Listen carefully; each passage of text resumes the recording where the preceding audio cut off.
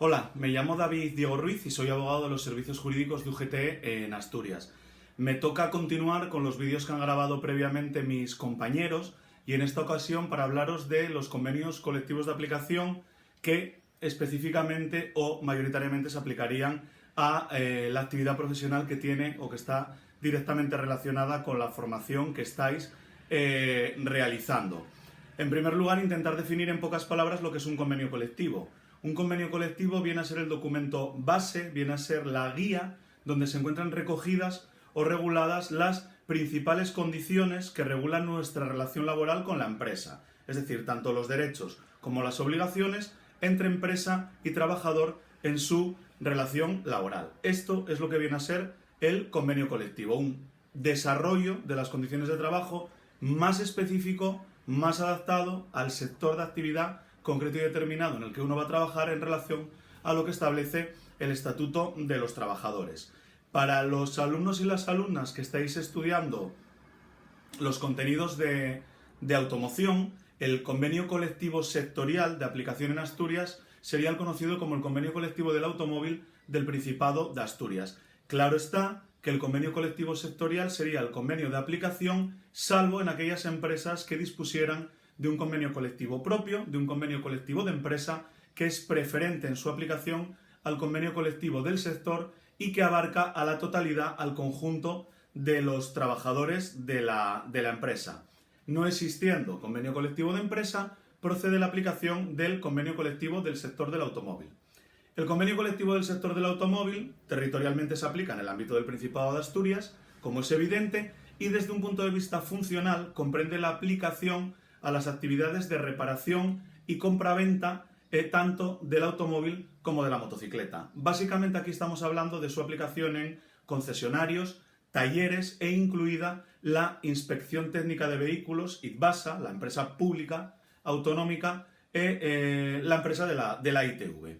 Bien, ¿qué elementos, qué artículos o características podríamos destacar o podríamos mencionar de este convenio colectivo? En primer lugar, podríamos hablar de la jornada. La jornada del convenio colectivo del automóvil viene establecida en 1.695 horas anuales, con una jornada de promedio de 37,5 horas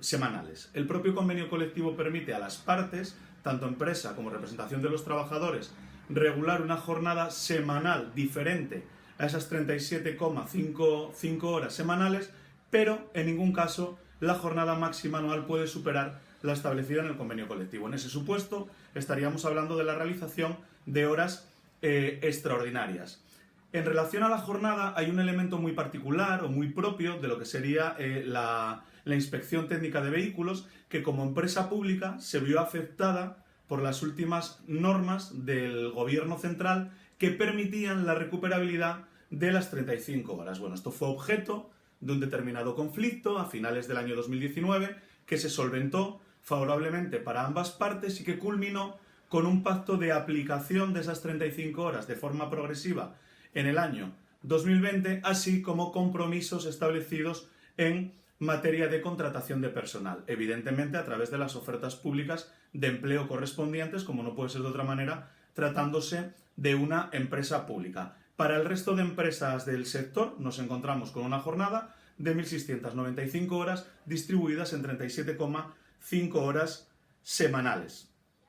Es peculiar también el artículo que regula las vacaciones, no porque traiga una regulación muy diferente a la de otros convenios, pero porque sí sigue manteniendo una ampliación de los días de vacaciones por antigüedad en la empresa, una figura que hace años, hace bastantes años, era algo más normal y que sin embargo a día de hoy está en bastante desuso. Concretamente el convenio colectivo del automóvil gratifica con un día más de vacaciones al año a aquellos trabajadores que cumplan una antigüedad de 25 años en la empresa. Si os dais cuenta del propio número de años que se pide, 25 años de antigüedad en la empresa, denota que estamos hablando de un artículo, de una ventaja social que viene de años atrás, puesto que a día de hoy no es lo más normal, ni muchísimo menos, un mantenimiento de una relación laboral tan larga en una empresa.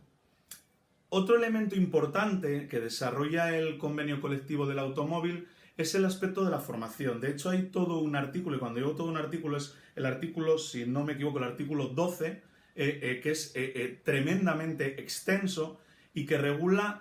toda una serie de acciones y condiciones en materia de formación, no solo para los trabajadores, sino para los representantes sindicales, para los delegados de prevención. Establece una comisión mixta entre representación de los trabajadores y la empresa a efectos de confeccionar un plan anual de formación, un seguimiento de ese plan de formación, etc. Es decir, un artículo muy desarrollado dentro del convenio colectivo en un elemento trascendente y fundamental, cuál es la formación continuada una vez que uno accede al mercado laboral. Es decir,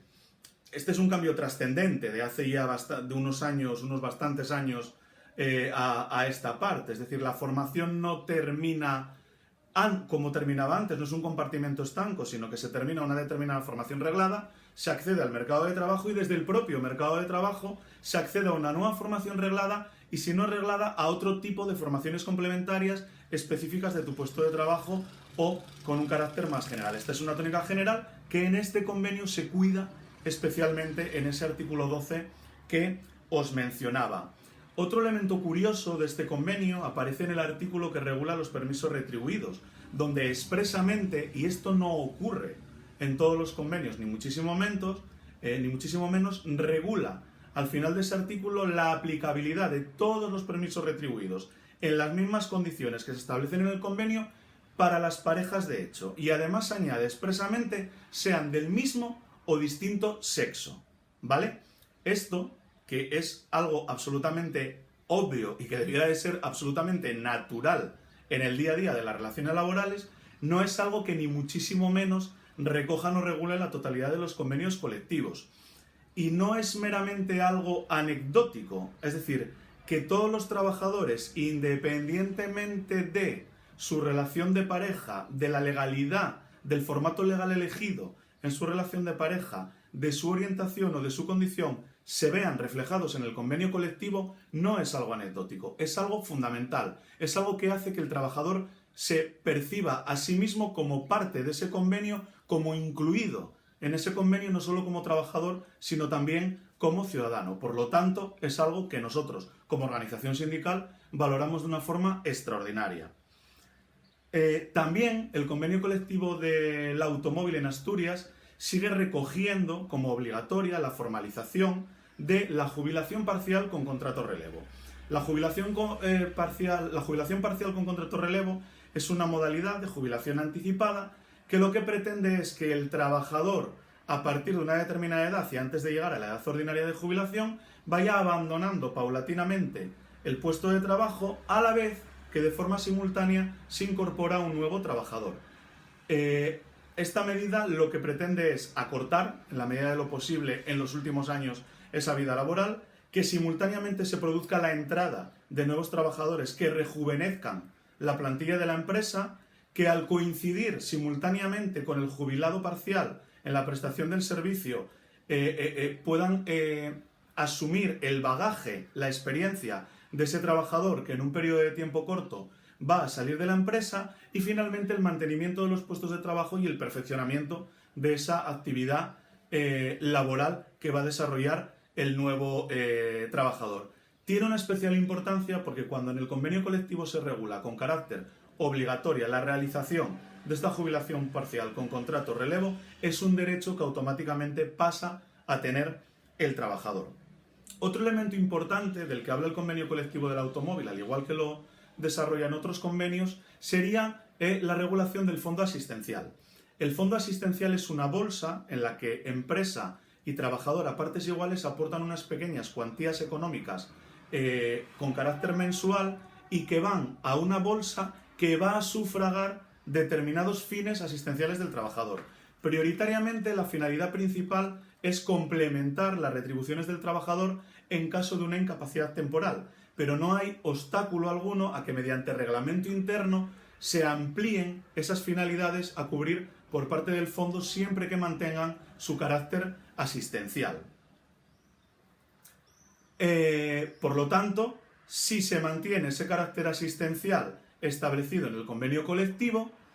la ampliación de lo determinado en el convenio es perfectamente admisible a través de reglamento.